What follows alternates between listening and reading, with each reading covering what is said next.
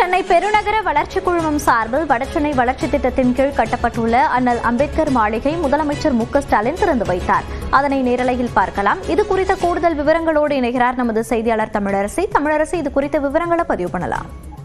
மோனிஷா, சென்னை பெருநகர வளர்ச்சி குழுமம் CMDA சார்பில் வடசென்னை வளர்ச்சி திட்டத்தின் கீழ் கட்டப்பட்டிருக்கக்கூடிய அண்ணல் அம்பேத்கர் மாளிகையை முதலமைச்சர் திறந்து வைத்தார். திருவிக நகர் சட்டமன்ற தொகுதிக்குட்பட்ட பெரம்பூர் நெடுஞ்சாலையில் அமைந்திருக்கக்கூடிய அண்ணல் அம்பேத்கர் திருமண மாளிகை 21.50 கோடியில் மதிப்பீட்டில் இந்த திருமண மாளிகை கட்டப்பட்டிருக்கிறது. இதை முதலமைச்சர் திறந்து வைத்தார். தொடர்ந்து 10 இளைஞர்களுக்கு முதலமைச்சர் திருமணம் நடத்தி வைத்து சிறப்புரையாற்றுகிறார்.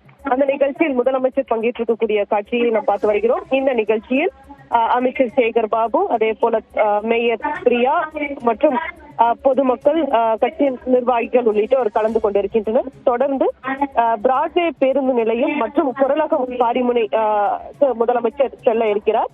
பெருநகர சென்னை மாநகராட்சி மற்றும் CMDA சார்பில் சென்னை மெட்ரோ ரயில் நிறுவனம் சார்பில் 822 கோடி மதிப்பீட்டில் அனைத்து உட்கட்டமைப்பு வசதிகளுடன் புதிதாக கட்டப்பட இருக்கக்கூடிய பல்நோக்கு ஒருங்கிணைந்த போக்குவரத்து பேருந்து நிலையம் மற்றும் குரலகம் கட்டடம் கட்டும் பணிகளுக்கும் முதலமைச்சர் அடிக்கல் நாட்டி பணிகளை தொடர்ந்து வைக்க இருக்கிறார். மோனிஷா, விவரங்களை பதிவு செய்தமைக்கு நன்றி தமிழரசி.